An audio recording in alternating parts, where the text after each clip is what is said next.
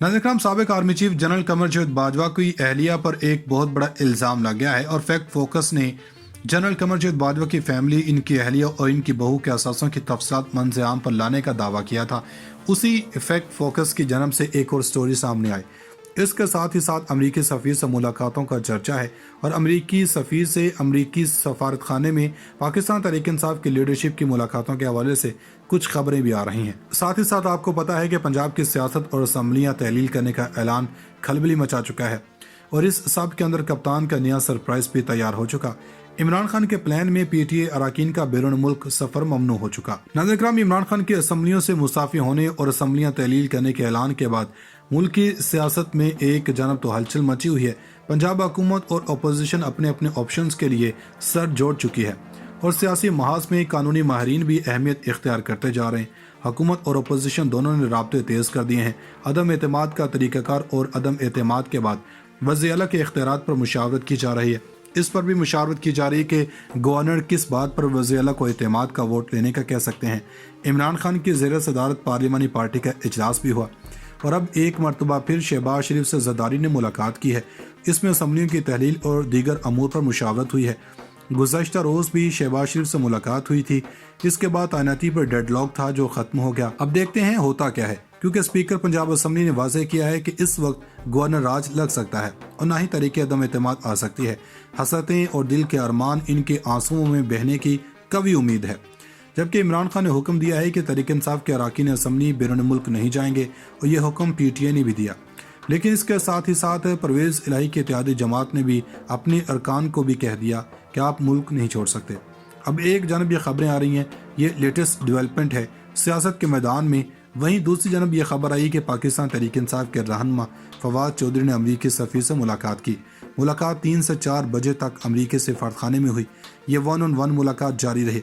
अमरीकी सफ़ीर से फवाद चौधरी की ये चंद दिनों में दूसरी मुलाकात है और आज होने वाली मुलाकात पर होने वाले तबसे पर गुरेज किया।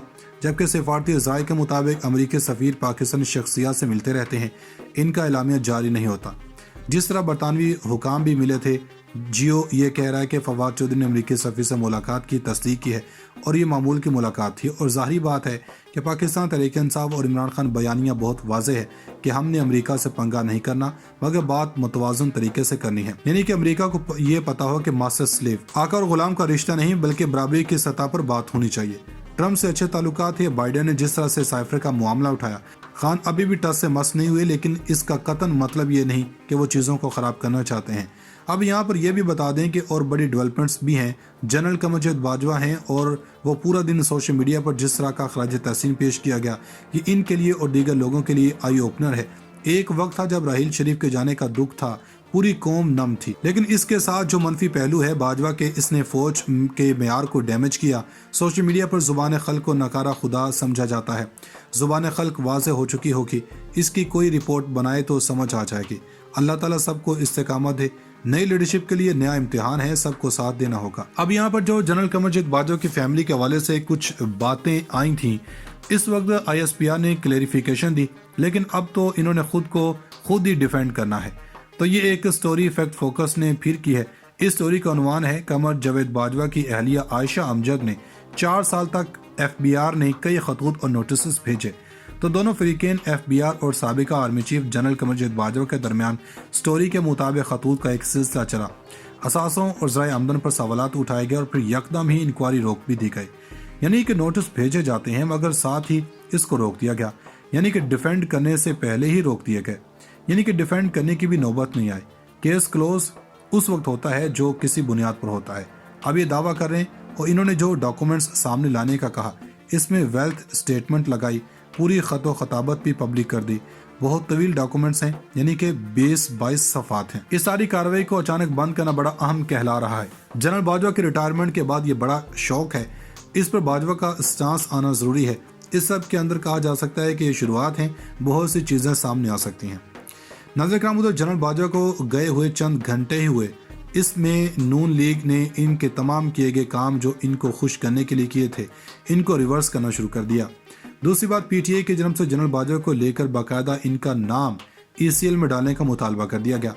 इनसे कुछ सवालात भी पूछे गए और फिर असद उमर ने शो में बैठकर कुछ बातें भी की।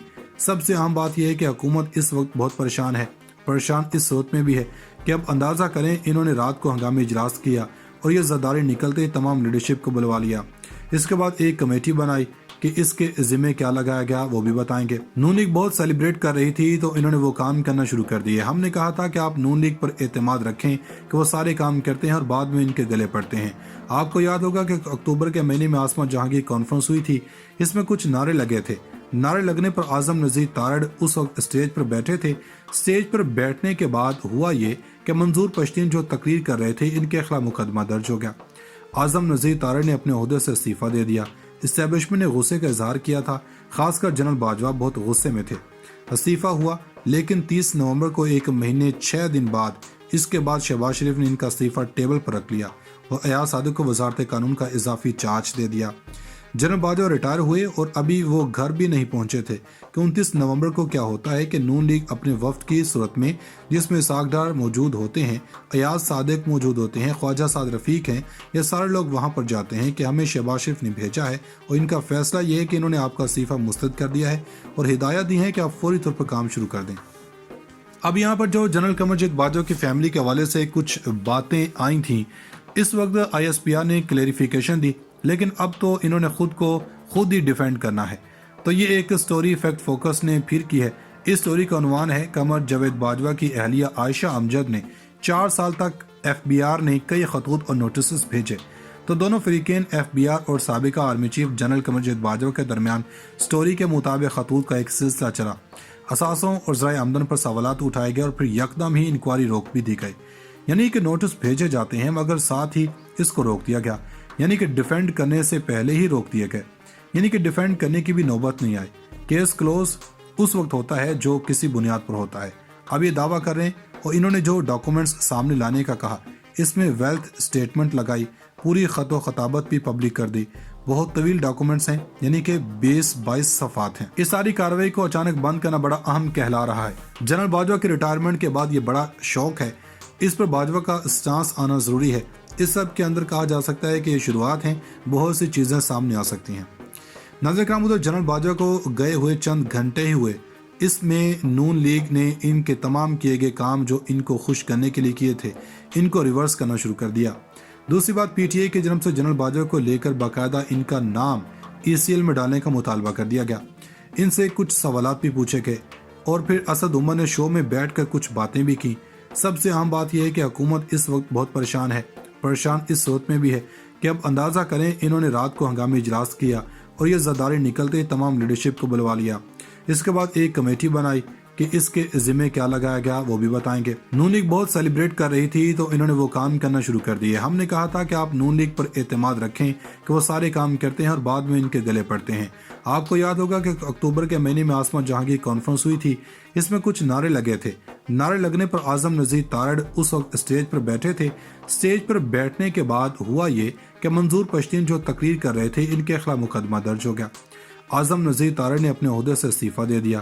اسٹیبلشمنٹ نے غصے کا اظہار کیا تھا، خاص کر جنرل باجوہ بہت غصے میں تھے۔ استعفیٰ ہوا، لیکن 30 نومبر کو ایک مہینے 6 دن بعد اس کے بعد شہباز شریف نے ان کا استعفیٰ ٹیبل پر رکھ لیا اور ایاز صادق کو وزارت قانون کا اضافی چارج دے دیا۔ جنرل باجوہ ریٹائر ہوئے اور ابھی وہ گھر بھی نہیں پہنچے تھے کہ 29 نومبر کو کیا ہوتا ہے کہ نون لیگ اپنے وفد کی صورت میں، جس میں اسحاق ڈار موجود ہوتے ہیں، ایاز صادق موجود ہوتے ہیں، خواجہ سعد رفیق ہیں، یہ سارے لوگ وہاں پر جاتے ہیں کہ ہمیں شہباز شریف نے بھیجا ہے اور ان کا فیصلہ یہ ہے کہ انہوں نے آپ کا استعفیٰ مسترد کر دیا ہے اور ہدایت دی ہے کہ آپ فوری طور پر کام شروع کر دیں۔